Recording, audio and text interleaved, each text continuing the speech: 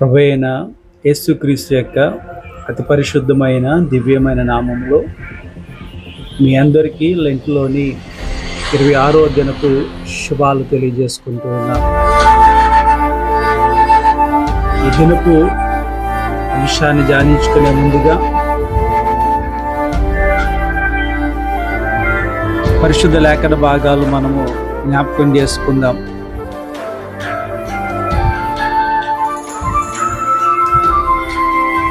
కీర్తనలు 142వ సంకీర్తన, పాత నిబంధనగా ఆదికాండ గ్రంథము 29వ అధ్యాయం 16 నుండి 20 వచనాలు, మత్తయి సువార్త 26:47 నుంచి 56 వరకు ఉన్న లేఖన భాగాలు 3 ఆచరణ నుంచి సాత్వికము అనే యొక్క శ్రేష్టమైన అంశాన్ని మనం ఈ దినాన్ని ధ్యానించబోతున్నాం. ప్రభువైన యేసుక్రీస్తు యొక్క పరిశుద్ధ నామములో మీ అందరికీ శుభాలు తెలియజేసుకుంటూ ఉన్నాం. లెంచ్లో 26వ దినం కొరకు ఏర్పాటు చేయబడిన అంశము సాత్వికము. సాత్వికము అనేది చాలా గొప్ప లక్షణమై ఉన్నది. సాత్వికము కలిగి మనము ఉండాలి. సాత్వికము అనగా అనేక అర్థాలు మనకు వస్తూ ఉంటాయి. కొన్నాటిని జ్ఞాపకం చేసుకుందాం. మంచితనము, దైవ లక్షణము,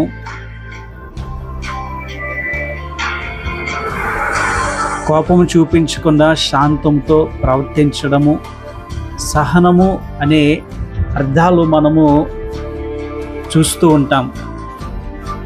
దేవుడు మనకిచ్చిన శ్రేష్టమైన జీవితంలో మనం కలిగి ఉండవలసిన లక్షణాలలో ఒకటి ప్రాముఖ్యమైనది సాత్వికము.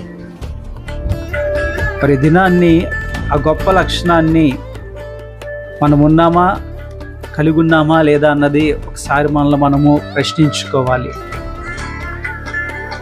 గలతీ పత్రిక 5:22లో ఆత్మ ఫలములను జ్ఞాపకం చేస్తూ సాత్వికాన్ని కూడా అక్కడ ప్రభు జ్ఞాపకం చేస్తూ ఉంటారు. ప్రియులారా, మనము సాత్వికము కలిగి ఉండటం అంటే నెమ్మది కలిగి ఉండటమే మాత్రము కాదు. చాలా అర్థాలు మనకి సాత్వికం అనే మాటకి కనిపిస్తూ ఉంటాయి. సందర్భాన్ని బట్టి దాని అర్థము మనకి ప్రత్యక్షమవుతూ ఉంటుంది. ఈరోజు చదువుకున్న 3 పాఠ్య భాగాల నుండి మన 3 వ్యక్తులను 3 విషయాలను మనము నేర్చుకోవడానికి ప్రయత్నం చేద్దాం. సాత్వికము అనగా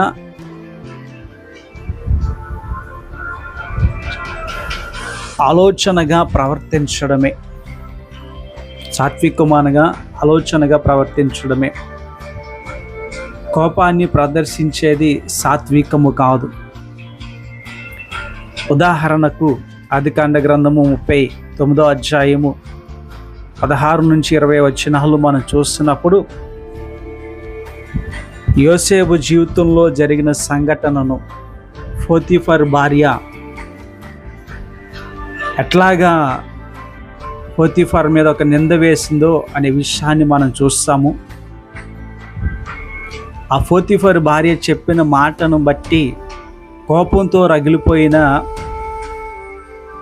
పోతీఫర్ను, కోపంతో రగిలిపోయి విషయాలు మనకు అక్కడ కనిపిస్తూ ఉంటాయి. దినాన్ని మనము సాత్వికము లేకపోతే ఎట్లాంటి నిర్ణయాలు తీసుకుంటామనే విషయాన్ని మీకు జ్ఞాపకం చేస్తూ ఉన్నాను. మీరు బైబిల్ తెరిచి చూడండి ఒకసారి. 39వ అధ్యాయం ఆదికాండము 16 నుంచి 20 వచనాలు చూస్తే, అతని యజమానుడి ఇంటికి వచ్చినప్పుడు అతని వస్త్రము తన దగ్గర ఉంచుకొనెను. అప్పుడు ఆమె తన భర్తతో ఈ మాటలు చెప్తూ ఉన్నారు. ఆ హెబ్రీయుడు నన్ను ఎగతాళి చేయుటకు నా యొద్దకు వచ్చెను. నేను బిగ్గరగా కేక వేసినప్పుడు వాడు తన వస్త్రం నా దగ్గర విడిచిపెట్టి బయటికి పారిపోయాను. కాబట్టి అతని యజమానుడి ఇంటిని నీ దాసుడు నన్ను చేసిందని తన భార్య తనతో చెప్పిన మాటలు విన్నప్పుడు కోపముతో మండిపడి ఏం చేశాడు? అతన్ని రాజు ఖైదీలను బంధింపటట్లు చెరసాల్లో వేయించాను. ఇక్కడ ఈ విషయము అంతా మనకు తెలుసు. దేవుడు యోసేపు ప్రేమించాడని, యోసేపు చాలా మంచివాడని, ఒక ఉన్నత స్థాయిలో దేవుడు పెట్టాడన్న విషయం కూడా మనకు తెలుసు. ఆ పోతీఫర్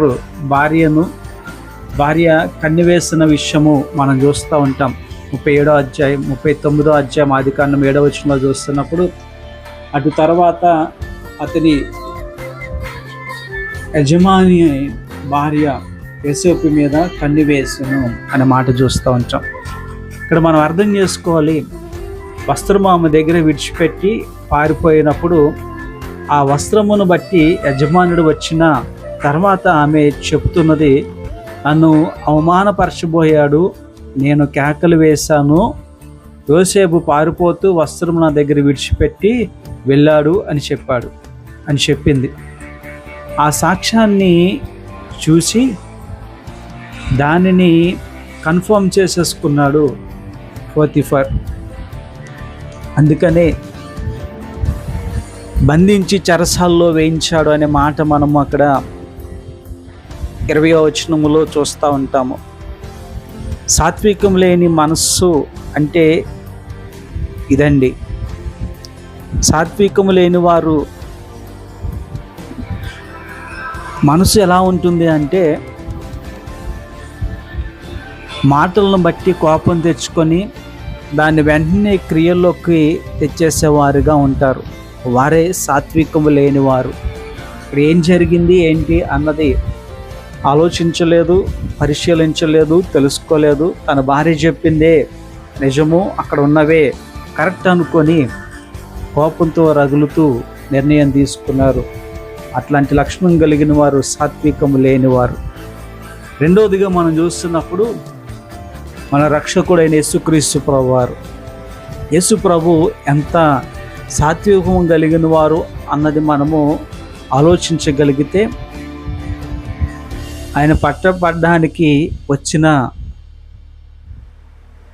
శిష్యులు అక్కడ యూదా ఆయన ముద్దు పెట్టుకోవడానికి ఏమాత్రము మందలించలేదు, అసహించుకోలేదు. నువ్వు చేయను ఉద్దేశించింది ఏదో చెయ్యి అని, త్వరగా చెయ్యి అని యూదాకి చెప్పినట్టుగా మనం చూస్తున్నాం. ఈ దినాన్ని మనం ఇక్కడ జాగ్రత్తగా గమనించాలి. మన ప్రభు ఎంత సాత్వికము కలిగిన వాడు అనే విషయాన్ని మనకి అర్థమవుతూ ఉంది. ఆయన పట్టుకోవడానికి వచ్చిన వారిని ఏమాత్రము ఆయన ఎదిరించలేదు. వారితో కలిసి వెళ్ళడానికి సమ్మతించారు. ఆయన అంతటా ఆయనే అప్పగించుకోవడానికి ఇష్టపడ్డారు. శిష్యుల్లో ఒకడు వచ్చిన బంట్రోతులు చెవు నరికినప్పటికీ మనకు తెలుసు, అప్పుడు ప్రభు దాన్ని ఖండించారు. ప్రభు ఏమాత్రము కూడా కోపాన్ని ప్రదర్శించకుండా తనంతట తానే అప్పగించబడటానికి ఆయనే వెళ్ళినట్టుగా చూస్తున్నాం. ఇక్కడ మనం ఒకటి గమనించాలి. యేసు ప్రభు గనక అక్కడ ప్రార్థన చేస్తుంటే తండ్రికి 12,000 వ్యూహాలు పంపించగలరు అనే విషయాన్ని అక్కడ మనం జ్ఞాపకం చేసుకుంటూ ఉంటున్నాం. వ్యూహము అనగా 6,000, సేన అనగా 2,000. 12,000 వ్యూహము అనగా సుమారుగా 14,40,00,000 సైన్యము ఆయన కొరకు రాగలదు అనే విషయాన్ని మనం అర్థం చేసుకోవాలి. యేసు ప్రభు అక్కడ శాంత గుణముతో వారితో మాట్లాడడము, బంధించడానికి వచ్చిన వారిని ఆటంకపరుస్తున్న శిష్యులతో మాట్లాడడము, సాత్వికము కలిగిన మనసు అంటే అర్థాన్ని యేసుక్రీస్తు ప్రభువారు చాలా స్పష్టంగా తెలియజేస్తూ ఉన్నారు. అక్కడ ఈ మాటలు మళ్ళా మీకు జ్ఞాపకం చేస్తున్నాను. ఏదైనా విషయము చేసినప్పుడు ఆధారము లేకుండా కోపపడటము, ఆచరణ చేయటము సాత్వికము లేకపోవడమే. రెండవదిగా, ఈ దగ్గర బలగము ఉన్న ఎంత శక్తి సామర్థ్యాలను ఉన్నా సరే ఎదుటివారికి లొంగిపోవడమే సాత్వికము. శాంత గుణముతో ఉండడమే సాత్వికము కలిగిన మనస్సు. కొన్ని విషయాలు మీకు జ్ఞాపకం చేస్తున్నాను, మీరు బైబిల్ తెరిచి చూడండి. మత్తయి సువార్త 11:29 అంటారు, నేను సాత్వికుడును దీన మనసు గలవాడును గనక మీ మీద నా కాడి ఎత్తుకొని నా యొద్ద నేర్చుకొనుడి. కదా, ఆయన సాత్వికము కలిగిన వాడనే మనసు ఆయన జ్ఞాపకం చేస్తున్నాడు. మత్తయి సువార్త 21:5 అంటారు, ఇదిగో నీ రాజు సాత్వికుడై గాడిదను భారవాహిక పశువు పిల్ల అయిన చిన్న గాడిదను, గాడిద పిల్ల ఎక్కి ఆయన వస్తున్న విషయాన్ని జ్ఞాపకం చేస్తున్నారు. ఈరోజు మనము జ్ఞాపకం చేసుకోవాలి, ప్రభు చెప్పిన మాటలను ఎంత సాత్వికము ఉంటే ఇలాంటి మనస్తత్వము ప్రభు కలిగి ఉన్నారు. ఇక్కడ మనము కూడా చాలా స్పష్టంగా చూడగలుగుతున్నాము. ఆయన గాడిద మీద రావడము, సాత్వికుడిగా దేని మనసు గలవాడై కాడిని ఎత్తుకొని వెళ్ళటము. మరొక మాట మత్తయి సువార్త 21:5 సాత్వికుడై వచ్చుచున్నాడు. మనము కూడా సాత్వికము కలిగిన లక్షణాలను కలిగి ఉండాలి. దినాన్ని ఎలా ఉంటున్నా ఒకసారి జ్ఞాపకం చేసుకోండి. 5 విషయాలు మీకు జ్ఞాపకం చేయడానికి ఇష్టపడుతున్నా. మొదటిది, ఏదైనా విషయము చూచినప్పుడు ఆధారం లేకుండా కోపపడము సాత్వికము లేని మనసుకు సాదృశ్యము. రెండోది, నీ దగ్గర డబ్బు బలకం ఎంత ఉన్నప్పటికీ, ఎంత శక్తి సామర్థ్యము ఉన్నప్పటికీ ఎదుటి వానికి లొంగిపోవడమే సాత్వికము. ఉదాహరణకు మాటలు మన జ్ఞాపకం చేసుకుందాం. దావీదు జీవితాన్ని చూస్తున్నప్పుడు దావీదు మాట మనం జ్ఞాపకం చేసుకుంటున్నాం. 142వ సంకీర్తన 2వ చరణములో, బహు వినయముగా ఆయన సన్నిధిని నేను మొరపెట్టుచున్నాను, నాకు కలిగిన బాధ ఆయన సన్నిధిని తెలియజెప్పుకుంటున్నాను. కదా, ఆయన బాధ అంతా కూడా దేవునికి చెప్పుకుంటున్న విషయాన్ని మనం చూస్తూ ఉంటున్నాం. సాత్వికము, వినయము కలిగి, విధేయత కలిగి ప్రార్థించేవారుగా ఉంటారు. ఎప్పుడైతే సాత్వికం ఉంటుందో నీలో వినయం ఉంటుంది, విధేయత ఉంటుంది. ఆ 2 అట్లతో పాటు నువ్వు ప్రార్థించేవాడిగా ఉంటావు. అలాంటి ప్రార్థన నీవు సాత్వికము కలిగి ఉన్నావని తెలియజేస్తూ ఉంటుంది. లూకాసు వార్త 18:11 మనం చూస్తున్నప్పుడు, మనందరికీ తెలుసు చాలా విషయాల్లో మన ఇతరులను కూడా అట్లాగా అని మాట్లాడుతూ ఉంటాం. పరిసయ్యుడు సుంకరి చేస్తున్న ప్రార్థన.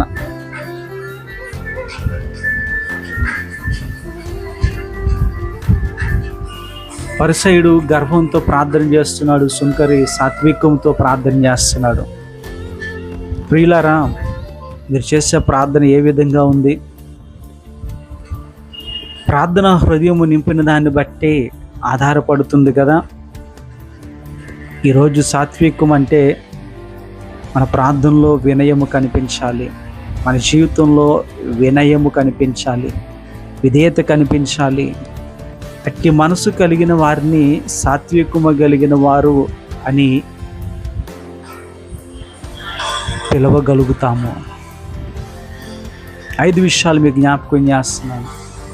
సాత్వికము ఎంత గొప్పది అంటే, సాత్వికులు ధన్యులు అని యేసుక్రీస్తు ప్రభువారు పలికారు. మత్తయి సువార్త 5వ వచనంలో ఈ మాట చూస్తాము. సాత్వికులు ధన్యులు, వారు భూలోకమును స్వతంత్రించుకొందరు. భూలోకాన్ని స్వతంత్రించుకునేవారు నువ్వు మారబోతున్నావు ఎప్పుడైతే నువ్వు సాత్వికము కలిగి ఉంటావో. కీర్తనకారుడు అంటాడు 18:35 చరణంలో, ఈ రక్షణ కేడమును నీవు నాకు అందించి ఉన్నావు, నీ కుడి చేయి నన్ను ఆదుకొన్నదని సాత్వికము నన్ను గొప్ప చేశాను. సాత్వికము నిన్ను గొప్ప చేస్తుంది. అందుకనే ఈ లక్షణము మనం కలిగి ఉండాలి. ఈ లక్షణము కలిగి ఉన్నప్పుడు భూలోకాన్ని మనము స్వతంత్రించుకుంటాము. అని సాత్వికము మనల్ని గొప్ప చేస్తుంది. రెండవ విషయము, సాత్వికము కలిగిన మనసు జీవం ఇస్తుంది. సామెతలు 14:30 ఆ మాట మనం చూస్తాము. సాత్వికము కలిగిన మనసు జీవవృక్షము. సామెతలు 15:4. సమయం లేదు గనక త్వరగా మాటలు మీకు అందిస్తున్నాను. తర్వాత మీరు రిఫరెన్స్ చూసుకొని ధ్యానించండి. 4వదిగా, సాత్వికంతో ఉంటున్న మనసు మనం కలిగి ఉన్నప్పుడు బిడ్డలను మంచి దారిలో మనం పెట్టగలుగుతాం. అంతేకాదు ఇతరులను కూడా మంచి మార్గంలో మనము పెట్టగలుగుతాం. సాత్వికం కలిగి మనం ఉంటే మన బిడ్డలను మంచి మార్గంలో పెడతాము, అలాగే ఇతరులను కూడా మనము మంచి మార్గంలో తీసుకెళ్ళగలుగుతాం. గలతీ పత్రిక 6:1 ఈ మాట మనం చూస్తాం. సాత్వికమైన మనసుతో అట్టి వారిని మంచి దారిని తీసుకొని రావాలను. ఇతరులను ప్రేమించాలన్నా, ఇతరులకు మంచి చేయాలన్నా సాత్వికం కలిగిన మనసు ఎంతో ఉపయోగపడుతుంది అనే విషయాన్ని జ్ఞాపకం చేస్తున్నాం. 5వ విషయంగా, సాత్వికమైన మనసు ఎట్లాంటిదంటే ఎదుటి వారిని శిక్షించడంలో కూడా చాలా మృదువైన వట్టిదిగా స్వభావముతో వారిని శిక్షిస్తుంది. మృదువైన స్వభావంతో వారిని శిక్షిస్తుంది. చూడండి, బైబిల్ తెరిచి తిమోతికి రాసిన 2వ పత్రిక 2వ అధ్యాయం 24వ వచనములో ఆ విషయాన్ని మనం చూస్తూ ఉంటాము. ఈరోజు ఈ 5 లక్షణాలు నువ్వు కలిగి ఉండగలిగినట్లే ఆశీర్వాదకరంగా మార్చేస్తుంది. సాత్వికము అనే లక్షణాన్ని మనము కలిగి ఉండాలి. ఈ లక్షణాన్ని నువ్వు కలిగి ఉంటే ఆశీర్వాదకరంగా ఈ జీవితాన్ని మార్చేస్తుంది. మరొకసారి జ్ఞాపకం చేస్తున్నాను, సాత్వికమును నిన్ను భూమిని స్వతంత్రించుకునేటట్లుగా చేస్తుంది. సాత్వికము నీకు జీవం ఇస్తుంది. సాత్వికము కలిగిన నాలుక జీవవృక్ష ఫలములను అనుభవించేటట్లుగా నిన్ను చేస్తుంది. 4వది, సాత్వికము కలిగిన మనస్సు మంచి దారిలో తీసుకుని రావడానికి ఉపయోగపడుతుంది. సాత్వికము కలిగిన మనసు ఇతరులకు మంచి చేస్తుంది. శిక్షించడానికి కూడా దేవుని వైపు తిరగడానికి కూడా, దేవుణ్ణి కలిగి జీవించడానికి కూడా ఉపయోగపడుతూ ఉంటుంది. ఈ దినాన్ని ఇలాంటి ఉన్నతమైన ఆశీర్వాదాలు చేరుకోవడానికి సాత్వికాన్ని మనము పొందుకోవాలి. ప్రియులారా, దాని కొరకు మనము ప్రయాసపడాలి అని అంటున్నాడు భక్తుడు. చూడండి, తిమోతికి రాసిన 1వ పత్రిక 6వ అధ్యాయం 11వ వచనములో, సాత్వికమును సంపాదించుకొనుట ప్రయాసపడము అని పౌలు తిమోతిని చెప్తున్న మాట మనం చూస్తున్నాం. కొలసీ పత్రికలో ఇంకొక మాట అంటారు, 3వ అధ్యాయము కొలసీ పత్రిక 3:12లో, సాత్వికమును దీర్ఘశాంతమును ధరించుకొనుడి. ఇది నాన్ని మనం కలుగున్నామా? అలాంటి చక్కటి దీవెనకరమైన స్థితిని ఎఫెసీ పత్రిక 4:2లో అంటారు, సాత్వికముతోనూ నడుచుకొనవలెను. సాత్వికంతోనూ నడుచుకోవాలి. అన్నిటికంటే ప్రాముఖ్యము పౌలు గారు తీతుతో చెప్తున్న శ్రేష్టమైన విషయము, తీతు పత్రిక 3వ అధ్యాయము 1-2 వచనాల్లో మనం చూస్తున్నప్పుడు, పూర్ణమైన సాత్వికమును కనపరచుచు తీతుకు చెప్తున్న విషయము. ఇది నన్ను ఒకసారి మనల్ని మనం ప్రశ్నించుకుందాం. ఈ గొప్ప సాత్వికము మనం కలిగి ఉండాలి. ఇది యేసు ప్రభు వారు కలిగి ఉన్నారు. దావీదు ప్రార్థనా జీవితాన్ని కలిగి ఉన్నాడు. పోతిఫర్ అయితే మాత్రం అలాంటి సాత్వికమైన మనసు లేకుండా ఉన్నాడు. ప్రియులారా, ఈరోజు సాత్వికంతో ఉండే నీవు ధన్యుడిగా భూమిని స్వతంత్రించుకుంటావు. ఇతరులను దేవుని వైపు త్రిప్పుతావు.